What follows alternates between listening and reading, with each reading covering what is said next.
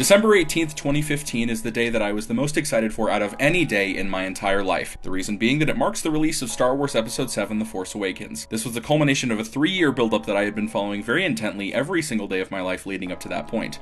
I was not around to live through the build-up to Episode 1, The Phantom Menace, between 1994 and 99, through the early internet that was practically built up around the film, but I grew up just in time to see the return of Star Wars through the internet communities that it itself had built. I followed the production of Episode 7 as well as any internet tween could at the time. There was so much material to go through, from plot speculation to plot leaks, then on to concept art and story concepts, then on to the director, casting, shooting, and finally to the marketing. I think one of the best ways to see the progression of the film, from fan imagination to final product, is through the many fan posters that were created in this time. As more and more came out, these posters became a clearer and clearer image of what Star Wars Episode 7 would be. So as we go through these posters, I've organized them into sort of a timeline, starting from before the announcement of the Disney buyout of Lucasfilm and the announcement of the sequel trilogy, all the way up through the production, casting, and then of course up to the actual release of the film, and a couple of home release and fan posters from, of course, after the movie was released. But the first one I want to get into is this one. This looks like it's definitely trying to be a retro type of poster. It's the type of Star Wars poster that you would see maybe in the mid to late 90s for an Episode 7, including a photoshopped picture of Mark Hamill with the Jedi robes, and then the silhouette of Darth Vader up in the background.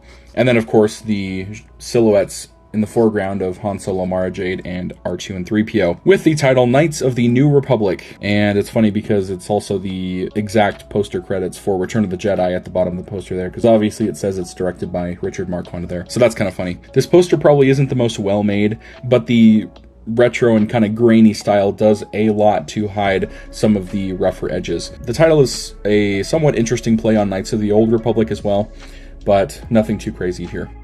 Now we go to this poster. This poster is very clearly trying to fit in with the 2004 or 2005 DVD releases of the original 6 films. It looks pretty clean from afar and does okay with fitting into this style of home release poster. However, upon closer inspection, all of these characters have very conflicting art styles. For example, Thrawn looks like he's from a comic book. Han Solo has a big head and looks like he's from a completely different piece of art. Luke looks okay, but Leia looks too young, and then the Solo twins, I assume those are the Solo twins in the foreground, look very cartoony. I also don't like how dull the color palette is on this poster. Every single character is wearing beige. The Millennium Falcon and the X-Wings in the corner look alright though. We will revisit this type of poster for Episode 7. We'll look at some of those later. Now we move on to this. Now this is easily my favorite of the I'll call them pre-announcement Episode 7 posters. I'm a real sucker for the Drew Struzan art style, and to me it automatically gives any Star Wars poster a level of importance or grandiosity in my mind. I like the spaceship designs. I think that was a missed opportunity of the sequel trilogy, to not have more original spaceship designs with the Resistance and the First Order and stuff. But to be fair, most of the EU stuff still relies on a lot of original trilogy aesthetics as well, so I think that was generally the expectation for Episode 7 going in. Anyways, all the characters look good.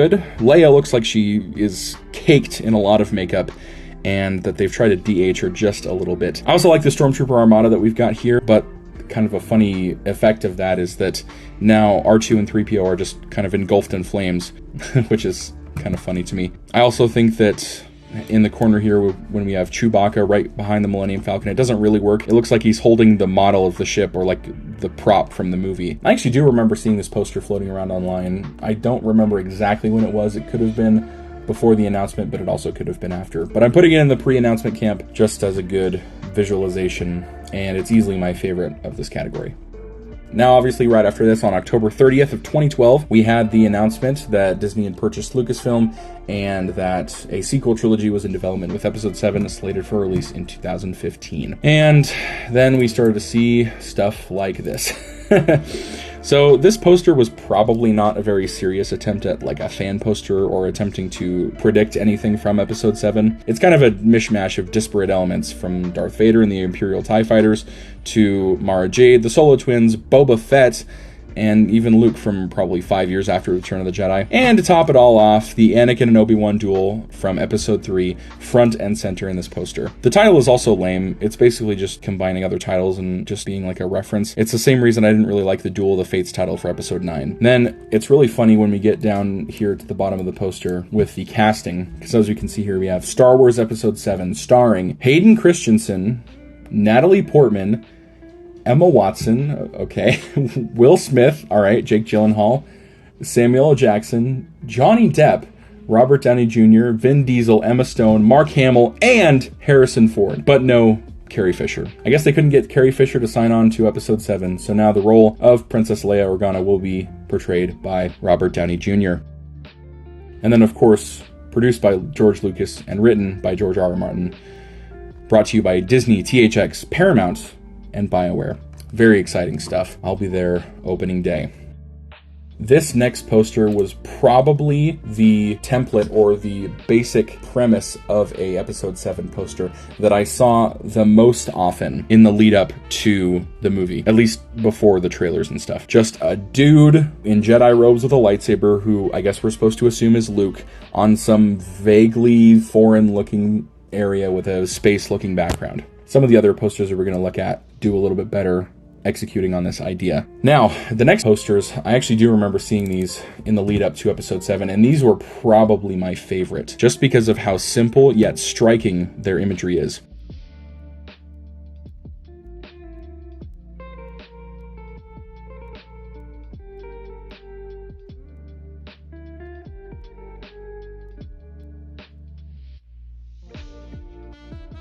The War and Aftermath tagline does a lot to get your mind racing on potential story ideas for an episode 7. The posters are also well made. They're high definition, very clear, and look very clean. The logos and the fonts at the bottom of the poster also make it look more official. And this Star Wars logo at the bottom looks believable for something that they would really use for an episode 7. I remember seeing these, and I think the first time I saw them, I might have thought that they were actually real, because they just looked so good and so official, you know? I really like this type of poster because I imagine that this would be the perfect poster to put up in a theater. You know how when you go to the theaters and there's a bunch of different posters for movies and they're like 40 feet tall and they're usually more simple than like the final official poster, but they just do a lot to kind of get your imagination going. I think this type of poster would have been perfect for that. Imagine going to a theater and seeing this poster for episode 7, 40 feet tall hanging from the ceiling. That would be very exciting indeed. I also like how this Star Destroyer in the water was very close to the types of things that we did see in the sequel trilogy. Of course, the most obvious one being the Death Star wreckage in episode 9, which we know that was an idea that was being conceptualized and kind of toyed around with even during the production of episode 7. There's some concept art that was leaked at the time of the Death Star underwater wreckage. And so I think it's cool that this poster uses that and that was delivered on with episode 9. These posters are designed in a very smart way, which uses things like distance and motion blur to hide and obscure any sort of imperfections that would make these look more fake. In short, these posters are greater than the sum of their parts. This is another poster that I very vividly remember seeing circulating online after the announcement of episode 7. From a distance and at a glance, it looks okay. Then it gets more confusing the more you look at it. Obviously, Darth Vader's helmet would not be in perfect condition all these years later, as it's been burned, and we'll come back to that later. Now, who is trying to take Darth Vader's helmet here? At first, I always thought that maybe it was Luke, but you kind of zoom in on his hair, and it's all long and silver like he's Dagan Gera. His robes are ripped and tattered, and he's got a blue lightsaber, so I have no clue who this is supposed to be. I also don't like the tagline. It's very generic. The evil never ends, just evolves. So, pretty lame. Now, it was only a few short months after the announcement of episode 7 that they found their director. So, in January of 2013, just a few months after October of 2012, it was announced that J.J. Abrams was going to be the director for Star Wars Episode 7. And I have two posters right here. This is the first one that very clearly plays into that, and it is made in the exact same style of the poster for Star Trek Into Darkness, where it takes the same basic idea, where it takes the silhouette made from the environment with a figure standing in the middle. And so this first one here, we've got Luke and R2 on what would have to be Yavin 4, with the foliage kind of draping down and turning it into a Rebel Alliance symbol. This one's okay, but it's clearly very low res. And this same basic concept is done, albeit much better in my opinion, with this second poster.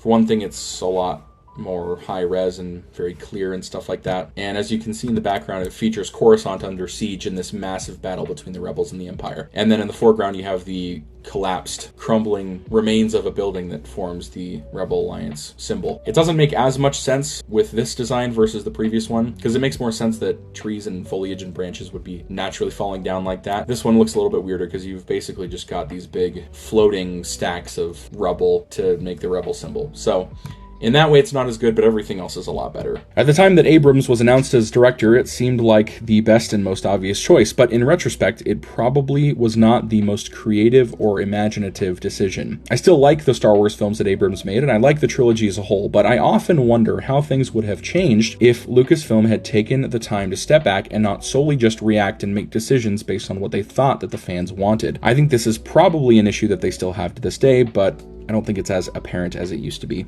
Like I mentioned before, this is another example of the pretty common Episode 7 poster template of just a Jedi standing in some environment with a lightsaber and a Windows 10 default space background. I think this one's a lot better than some of the others, given how there's a little bit more detail going on in the landscape of this environment on the poster, and the fact that it's more clearly meant to be Luke. Also, when you look down here at the Star Wars logo, I remember seeing this Star Wars logo, slightly changed, being circulated and used a lot with regards to Episode 7. Now, I personally was never the biggest fan of it, and I'm glad that they never officially used it. However, at some point, I would like to see a redesign of the Star Wars logo to be used in some Star Wars project, whether it's a spin-off film or game or show or some other thing. I think that would be cool. Now, the rest of 2013 was filled with some concept art that we started to see leaking and the announcement of the writer, Michael Arndt. And then at some point, I think during 2013, he ended up leaving the project and was replaced with Lawrence Kasdan. And then the script was finished, and by early 2014, I think it was around April, they had announced officially the cast of Episode 7 with that picture with the table read and everything. I remember that was huge news. And so for the first poster we have after the casting came out is this one right here. And it's pretty obvious that this was made immediately after the announcement of the cast because we didn't know anything else about these choices, and all of these designs based on the cast on this poster were complete shots in the dark. As far as the new cast goes, we've got John Boyega and Donald Gleason basically looking like stand-ins for Mace Windu and Obi-Wan from Episode 2. Oscar Isaac in a scarf, what does that mean? And then, of course, Daisy Ridley as a princess and Max von Sydow as a senator. Not exactly the most creative shots in the dark as far as casting goes. It's also crazy to me that they put Andy Serkis in a live-action character on this poster, even though most people assumed he would be a mocap character. It's definitely a bold choice to put him in there as a live-action character, not just omit him, assuming he'll be mocap. So I guess points for that, especially since now, almost a decade later, we would have Andy Serkis in a live-action role in Star Wars. So there you go. It's also really funny when you go up here and look at the original trilogy cast for this poster, starting with Mark Hamill. It doesn't look like they did anything to try to alter his appearance and make him fit more with the poster, or even make him look more like Luke Skywalker. They just didn't do anything at all. Han Solo looks like he's just Harrison Ford's character from the Ender's Game poster, and Leia is the only one that's in any sort of costume, so I guess I'll give them credit for that. I'm not sure if this MTV News logo in the corner of this poster is any sort of indication that it was made by them, or maybe it was just made by somebody else and published by them as kind of reporting on this casting, but I guess it would make a lot more sense if it was just kind of thrown together to announce the cast and there wasn't a lot of thought put into it. That would explain a lot about this poster. This is another poster that I remember seeing circulated online, although I'm not sure exactly where this fits in, because it uses the Force Awakens title, but all of the imagery is also entirely based on concept art, which we mostly wouldn't have needed by the time the first trailer came out, because you could just use the imagery from that. And there was a very small gap in time, I think about 2 weeks, from when the Force Awakens title was revealed until the trailer was officially released. I remember the trailer came out Black Friday of 2014, and the Force Awakens title was just a couple weeks before. Now, this is another Drew Struzan-inspired poster, so I'm obviously a huge fan. And I love the fact that this is actually an artist rendition of this concept art that we had been seeing floating around the internet for the past year at that point. It's all very well done, and most of it's pretty accurate to the final film as far as the looks for the characters and some of the other ships and imagery and things. Now, when you look a little bit closer, the original trilogy cast does look a little bit off. Leia's way too young, Han looks like a different person or maybe an action figure, and Luke just looks like Jeff Bridges on Anakin's body. But I do like that Chewbacca is rocking his Episode 6 80s center part mullet, so points there. These next couple posters are in a similar boat to the last one because they combine the Force Awakens title with this previously circulated concept art. So it makes it hard to infer exactly when this poster would have been made, but I do remember seeing this one online in the build-up to Episode 7. It pretty much directly lifts the concept art from Vader's bird helmet and puts it onto this poster, which is not a bad look. Now, obviously, it wasn't a huge focus in the final film itself, so this poster doesn't make as much sense now. Also, while the actual burnt helmet that we see in the movie looks more realistic, the one from the concept art with the exposed mesh and kind of structure of the helmet just looks cooler to me. And then we have this next poster, and this one is very clearly reminiscent of the original 1977 Star Wars poster, and it does a pretty good job of conveying that. It too uses concept art as a springboard on top of which to make a poster. However, on this one, it's not as well integrated in my opinion.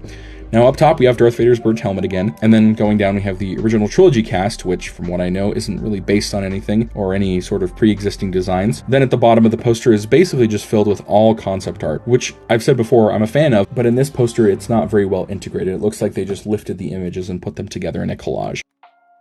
It makes this poster even funnier to look at now because with what we understand about this concept art and about the film, Rey is featured on this poster about 4 separate times, and Kylo Ren is featured on this poster 3 separate times.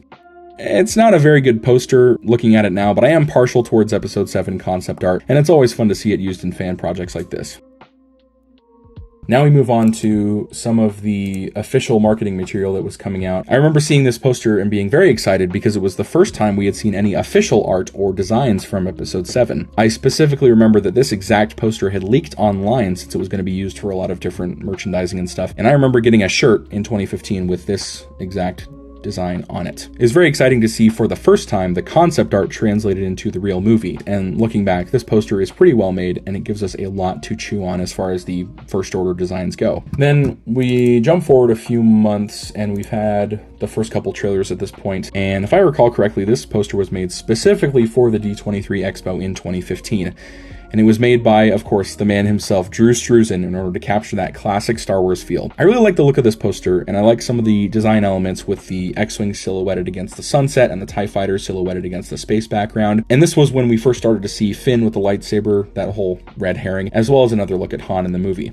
I like how focused this poster is on the main characters that feature in the movie, even though it does feel a little bit empty without characters like Poe and Leia and Luke and stuff like that. I really wish they had brought Struzan back to do the posters for the other films in the sequel trilogy, but we do have some more Struzan-inspired designs coming up later. And then moving on to this poster, this one very clearly looks like it was made right after the release of the second trailer that was shown off at Star Wars Celebration in Anaheim in 2015. While I'm not generally a fan of the kind of haphazard Photoshop style of poster that this is, I think this one is done okay. A lot of that comes down to how it isn't trying to be too crowded, and every character is well placed, and they're using a good image of said character for the poster. It does look kind of strange because the Starfield backdrop is kind of transparent in some spots and kind of not in others, and it clashes with the sort of blue fog that connects everything, but for the type of poster that it is, it's well made. And then this next one that we have is a similar idea, and I remember seeing this one circulating around the same time. This one also draws heavily from that second teaser trailer from Celebration 2015. Although it appears to do some editing, it almost looks like everybody's been put through some sort of filter, so they don't look like they're actually, it's just screen grabs from the trailer, which is probably ultimately, I think, for the better. Now, while I do think that's a good idea, this poster in particular is very chaotic and messy, more so than the previous one. I don't know if it's just how these different images and elements are put together, but it looks kind of awkward. One example is the hallway that Phasma's in. The lights are stretching up into the Vader helmet itself, and there's kind of a weird water splash effect with the X-Wings. It just makes it look like there's too much going on. Even though if this poster was cleaned up a little bit, it'd probably look a lot better. I also don't like the way Luke is making sort of a weird neutral smiling type face. It just serves to make the entire poster feel very awkward and disjointed, with having something that doesn't match the tone of the rest of the poster being the centerpiece of said poster. Now we get into later on in 2015, we're getting up to the release of the film, and I remember seeing this one. This must have been closer to the actual release of Episode 7. And I suppose that I like the idea of the kind of faded and retro poster that it looks like it's supposed to be doing. You know, it's kind of got some rips and looks like it's peeling off, and it's got stickers and graffiti on it. Again, so many things come together to make this poster just look really awkward, from Finn's expression to Poe's helmet being too small to Kylo Ren being a completely different design, along with this special edition font for the title. It just feels really clunky. I think some of the references in the bottom to the prequels and stuff are kind of funny, but this poster is just unpleasant to look at. Now getting to the official theatrical poster that we finally received, I think just a couple months before the movie came out, there is way too much going on here. It's okay at first, you know, up top we've got Kylo Ren and Rey and Finn and Starkiller and everything. That's not bad. And of course I'm a sucker for the border where some of the pieces kind of stick out a little bit. But once you get to the middle of the poster and down to the bottom, there's just way too much going on. And in fact, I remember when there were different streaming releases of Episode 7 that used the same poster, it was edited and changed to be more simple. From what I recall, it moved some things around to where Maz, 3PO, R2, and Poe were completely gone, and BB-8 just took up all of that space, which does a lot to make the poster cleaner and easier to look at. I like the Stormtrooper armory at the bottom, and even the ships are okay, but again, the middle of the poster, there's just way too much going on. And you end up cramming all these different characters into this tiny space on the poster that don't need to be there. I remember this poster was the first time that we actually saw Starkiller Base, and that was the first thing that had a lot of people worried about this film just being a retread of Episode 4, which in some ways it was, but I also don't think that that's as big of an issue as people like to say it is, and everybody was defending it when the movie came out. But now people like to forget that, so I still stand by the fact that I think it was necessary for the time, and as long as the following films were able to branch out and tell more unique and new stories, then I was not going to be bothered by the first film in 10 years being something of a throwback. And yet, that seems to be when everybody started to have problems with this trilogy. You know, when it stopped being a rehash. Just goes to show you can't please anybody.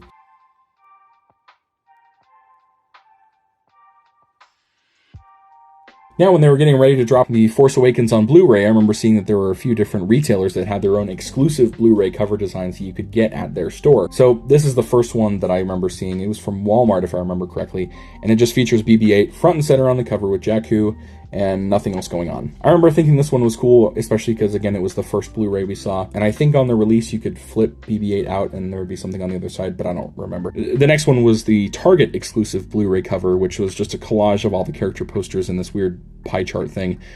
I'm pretty sure I remember thinking this one was really cool because it featured all the characters, but looking back, it's not very interesting, especially because of the weird pie chart split. And I ultimately think that the best Blu-ray design was the standard one that you could get anywhere, and that was the one that I ended up getting. I have a lot of nostalgia for the 1995 VHS releases of the original trilogy, as well as the 2004/2005 re-releases of the original 6 films. I was super happy when I saw that the Episode 7 Blu-ray harkened back to that DVD style from a decade prior with this Blu-ray release, starting with the cover art having the poster be seen through the Star Wars logo, and also the Blu-ray menu being in the same style as the ones from the DVD releases. It made me very happy. It also made me equally mad when they did not follow that same template for the next 2 films in the trilogy. It just felt so lazy to just basically have the poster on one side of the screen and the other side with a collage of scenes. I was very disappointed. But in spite of my disappointment, we still have more posters to look at. So the next one that we have here is, in fact, the releases that came out, I believe, in 2018 or 2019. So when Lucasfilm released the 4K Blu-rays for the Skywalker saga up to The Last Jedi, they did what I was wanting them to do all along, and gave each film its own poster that fit into the rest of the releases. They all very strictly follow this format of the slightly thinner, taller poster with the dominant color scheme, and I really like this idea. And while yes, these are all just kind of combining and photoshopping elements from all the different promotional art and things like that, I at least like that it's put into this format and you can have that consistency across the entire saga. The only issue I have with this is that they did not think to include Episode 9 in this same format. So Episode 9 completely missed this boat, as this whole set was released right before Episode 9 came out. And as far as I know, they never went back and gave Episode 9 its own Blu-ray in the same style that all the other films had. We don't have another missed opportunity, but there's a couple of other Blu-ray releases and get that entire Skywalker saga, so I guess I can. Now we move on to a couple of other posters, which are fan-made mock-ups of what a similar home media release for the entire sequel trilogy would have looked like in the 2005 style. While the official home media releases for the sequel trilogy may have disappointed me with their lack of consistency, many fans have gone on to pick up the slack from Lucasfilm and attempt to recapture these same aesthetics for the sequel trilogy. And this is the first one, and I love how faithful this one is to the DVD releases, up to things like the bright glow around the characters, as well as the halo around the base of the lightsaber that Finn is holding. It's very clean and fits in very well with the rest of the films that were released at that time. I would have to look back and see whether or not the Star Wars logo was always in silver or in gold, or if it depended on which release you got, because I had all of them growing up and I want to say they were all gold, but maybe some of them were silver, I don't remember. And then going on to this next one, this one is going off of the same idea, but I found these as a set. I still think they're really good. They're obviously very similar. They look a little bit messier in my opinion though, especially with episode 7 and 8. There's kind of a weird colored fog effect that they all have, and it is still there with episode 9, but it fits into the background better as opposed to the other two. This design does have its limits as far as what all it can show and make look good, but they're working with what they have, and I really like the way they did these. By far, my favorite poster ever made for Star Wars Episode 7 is this one right here, because it does everything right. It's in the Drew Struzan style, which I'm a sucker for, and it's also accurate to the movie, unlike all the other ones. It's not just accurate to the movie because of the designs of the characters and all that, but also by having an understanding of the events of the film. It's clean while also having a lot going on without being too crowded or chaotic. It looks exactly like it's been ripped out of 1999, and I love it, and this same artist made posters for the entire sequel trilogy, and I think they just look so good together, and I would love to see a release that implements a similar style of posters for this. The only complaint I can think of is that Kylo Ren's hood is a little weird. It's a little pointy and has a bunch of lines on it that don't really look like they're the right texture, but other than that, everything else is so well done, and like I said, probably my favorite poster for Episode 7 I've ever seen.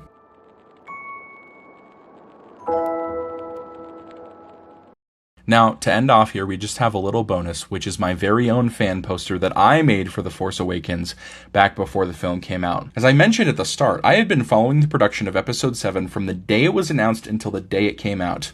Now, this span of time, from fall 2012 to winter 2015, completely covers my time in middle school. I'm going to be honest, I don't have a lot of fond memories of middle school, but one of the few that I do have to this day is following the production of Episode 7 with everything I could, from podcasts to leaks to speculation and everything in between. And I remember very vividly that when Celebration Anaheim happened in 2015, where they showed the second teaser for The Force Awakens. I remember that day I was in school, and at the time that the panel was going on, I was in social studies class, and I knew it was happening, and I figured that they might have shown a trailer at this event, but I figured I wouldn't find out until I got home that day from school. Now, that was until the end of social studies class, when our teacher was showing us some article on the projector through the computer, and she scrolls quickly over an article saying something to the effect of new Star Wars trailer drops in Anaheim. And of course, the second I see that, my hand shoots up and I plead with my social studies teacher to please show us the trailer. At this point, it must have been about the end of class, and I believe she agreed to show it to us after class, where we could just watch it during the, the passing time. I remember that I was so excited watching the trailer and I could barely hold it in. And of course, the cherry on top was the fact that it was being shown on a projector, so I wasn't watching it on a computer or a phone. It might not be a huge deal, but that was probably the closest I could have gotten to seeing that trailer, just like how everybody at Celebration did that day. That social studies class pretty much marked the halfway point of the school day, which meant I had an entire half day where I could not pay attention to anything. And so I'm pretty sure my next class at this point was math, and I believe it was one of those days where we had a test or an exam or something that once we were finished, we could just kind of do whatever and chill for the rest of the time. And so I finished my exam, turned it in, and while I was up, I grabbed a sheet of paper and drew this poster. This was my Episode 7 fan poster. Now, looking back, there are a couple of small flaws, a couple of little inaccuracies, of course. For example, the placement's a little weird and the designs aren't completely accurate, but I was still following the concept art and the leaks that we had seen up to that point. So I drew an earlier design of Maz Kanata, because if you remember, we didn't see her design in that trailer. And we also have my best approximations here of both BB-8 and Kylo Ren. I'm pretty sure what happened is I spent most of the time on Kylo Ren and then class was almost over, so I just spent the rest of the time filling in the rest of the poster. It's also pretty clear that I really struggled with drawing the Star Wars logo. As you can see, the top R is kind of stretched out and not very well done. I've gotten a little bit better at drawing the logo since then, but it's kind of weird. There's a certain angle you have to get the R at to make the curve look good, but it took me a long time to figure that out, and clearly this was before that. So, there it is. There's my fan poster. Like I said before, the build-up to Episode 7 was a very special time for me, and I think that in many ways it was a form of escapism from some of the challenges that I faced at that time in my life. So, it's always been something that's very formative for me, and since then, sad as it is to say, I don't think there's been any other movie that ever got me more excited than Episode 7.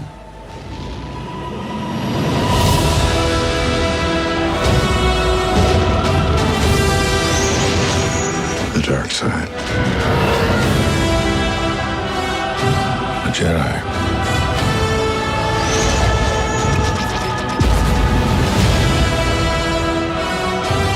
They're real.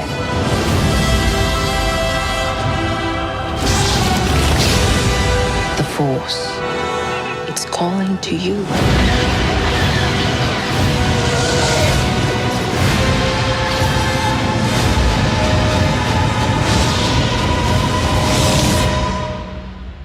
Just let it in.